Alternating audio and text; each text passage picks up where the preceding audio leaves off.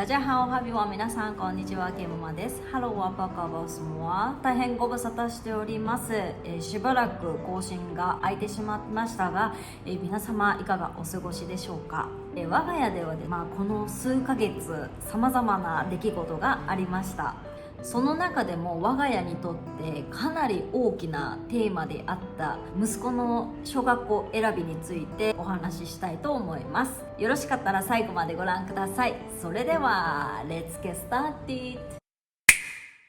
マレーシアは多民族国家ということで、学校の選択肢が幅広くて迷いました。特に私にとっては小学校を検討していく中で、言語のハードルと小学校の壁、小1の壁 in マレーシアを感じました。マレーシアでの小学校の選択肢なんですが、公立の学校だけでも大きく分けてだいたい3種類ぐらいあると思います。どの言語をもとに学んでいくのかっていうのが選択のポイントになると思います。マレー語を使って勉強する国民学校、中国語またはタミル語の国民型学校、この3種類あります。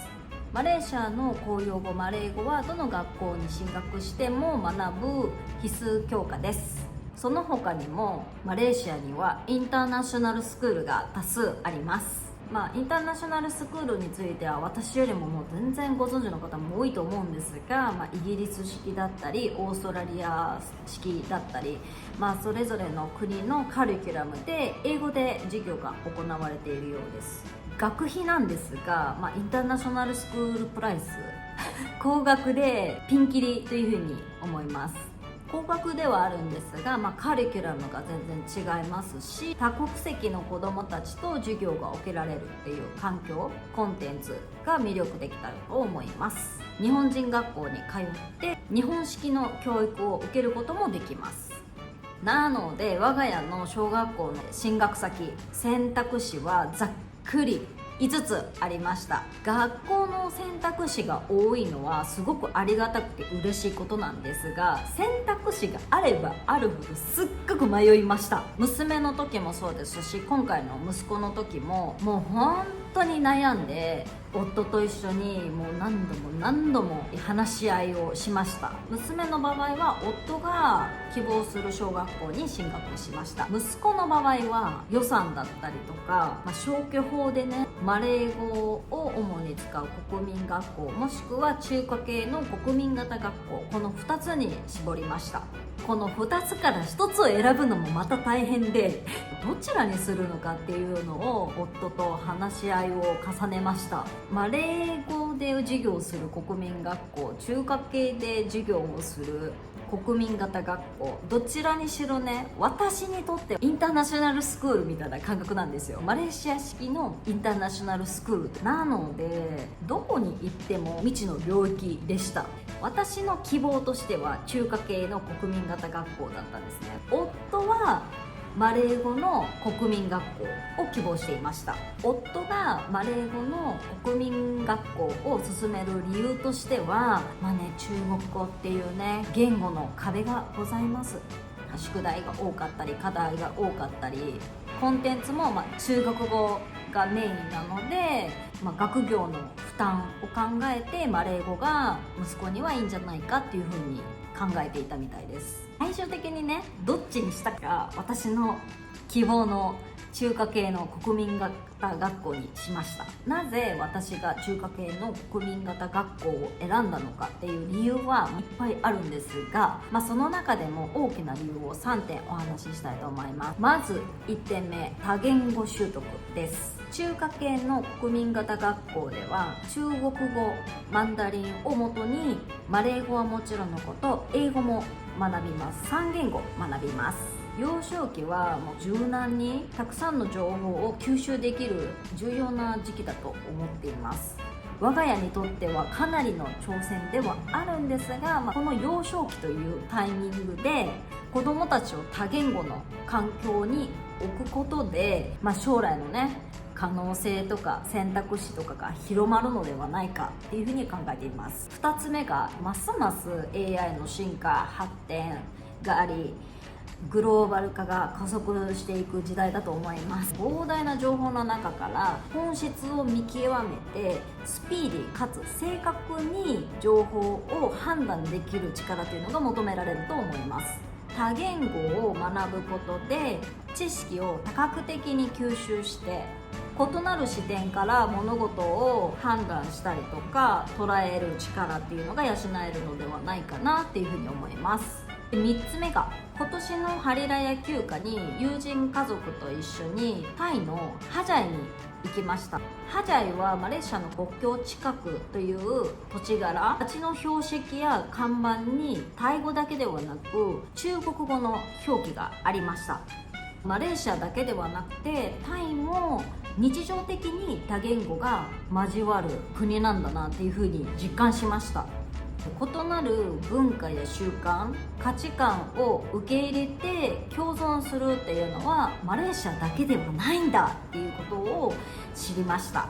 今はね、子供たち小さいですけれども、自立した時に社会人になった時はもうさまざまな環境でね、フレキシブルに生活していってほしいなっていうふうに思いました。タイの旅行をきっかけに私の教育に対する方向性とか、考えがクリアになりました。よくなんで日本人学校に入れないのと聞かれます。学校選びっていうのは各ご家庭の教育方針だったり考え方次第だと思うんですけれども、なぜ我が家が日本人学校に子どもたちを入れないかっていう話なんですが、単純にね、言語、日本語もねすごく習得するには難しい言語の一つではあると思うんですね。なので小さい、幼少期から日本のカリキュラムで日本語を学ぶっていうのはすごく魅力的だと思うんですね。ただ駐在で期間限定でマレーシアにいるっていうわけではなくて、我が家に関してももう本当に期間限定どころか、もうできればフォーエバールームをしまってマレーシアに滞在予定なので、夫もマレーシア人ですしね、ローカルの環境で多言語を学んでほしいという希望です。現在息子はマレーシアのローカル幼稚園に通っていまして、英語をもとにマレー語と中国語の3言語を学んでいます。小学校に進学してもこの3言語、多言語習得っていうのは同時進行で継続してほしいなっていうふうに思ってます。もう一つの理由としては小学校に入ったら、なるべく6年間同じ環境でお友達と一緒に学んで学校生活を送ってほしいんですね。日本人学校で駐在の方が多くいらっしゃると思うんですけれども、学校生活6年間ずっと卒業して一緒にお友達っていう場合もあるかもしれないんですけれども、日本に帰国しなければいけない本帰国っていう方も出てくると思いますし、別の国に転勤っていう場合もあると思いますし、せっかく仲が良くなってもうベストフレンドってなったとしても、離れ離れになってしまうっていうのは、ちょっと切ないなと思って、みんないろんなところ最終的に行くけど、息子はねマレーシアが拠点でもう生まれ育った国だから、私も駐在のお友達を作ってで、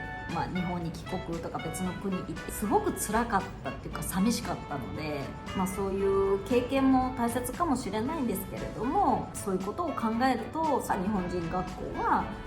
選択肢から外れました。小学校の手続きなんですけど、もう日本の手続きと全く違います。日本では住んでるエリアをもとに学校が選ばれて市役所から案内が来るっていうのが一般的だと思うんですね。マレーシアでは学校が先ほど3種類あるって言ったんですけれども、どの言語にするのかどの学校にするのかっていうのが選べます。すごいですよね。多様性半端ないマレーシアでございます。ほんとすごい。夫とね協力しながら手続きを進めました。大体ね大きく分けて3ステップでした。まずは教育省のサイトからオンライン申請をしました。申請は3月頃開始され4月末に締め切りでした。この申請の時に希望の学校を申請します。オンライン申請はマレー語でした。入力登録ミス防止のためと、あと私がやったらすごく時間がかかるので夫に全てオンライン申請は丸投げしました。でステップにオンライン申請した後にオンライン申請画面からプリントアウトした願書と必要書類もろもろあったんですけれども、それの原本とコピーを希望する学校に持っていきました。この書類がない、あれの書類がないってたらい回しになるっていうのは海外生活あるあるなんですけど、そうではなくてものすっごく丁寧にこの書類が必要です、原本必要です、あとはコピーがこれで何部必要です、願書に明確にものすごく丁寧に書いてあったんですね。なんですが2回来ました、書類不備。初めてマレーシアの学校の校内に入ったわけなんですけれども、実際に学校の雰囲気とか様子を見学できたので入学の実感が湧いてきました。息子以上に私が一番ワクワクドキドキ1年生って感じです。ステップ3、学校の確定です。8月1日にオンラインで学校の承認ですね、アプルーバルを確認をして承認レターをプリントアウトします。でそのプリントアウトしたものを学校に持っていきました。私だけかもしれないんですけど、このステップ2からステップ3がすっごく長く感じました。4月の中旬に申請して7月の31日までもうすっごく長く感じたんですね。私よりも前に3月に申請した方とかに人気の公立の学校に申請した方にとってはすごく長く感じたと思うんですけれども、ずっとね7月の31日までオンライン申請画面がずっと処理中だったんですよ。もうずっとその処理中がね変わらなくって、ギリギリの申請だったので座席が確保できているのかなとか、もうすごく不安だったので、もう何度か夫に学校に直接大丈夫かって確認しに行こうかなみたいな感じで話をして「マミービーペーシェンウェイウェイ」っつってかなり夫に止められました。それもねいい思い出ではあるんですが、8月1日に無事にですね学校が確定しました。学校にその確定したレターを持って行ってチョップハンコをね押していただいて、学校のグループチャットに登録したりと入学手続きが完了しました。もうほっと一安心と同時に、これから息子の6年間が始まるんだっていうもう気合が入りました。今後は入学の前にオリエンテーション、日本でいう入学説明会みたいなのがあるみたいです。制服とか教科書、運の準備するもの、案内があるみたいです。楽しみ、ね、息子よりも私が多分張り切ってると思います。海外で子育てをしていて毎日が小さな発見と冒険の連続だと常々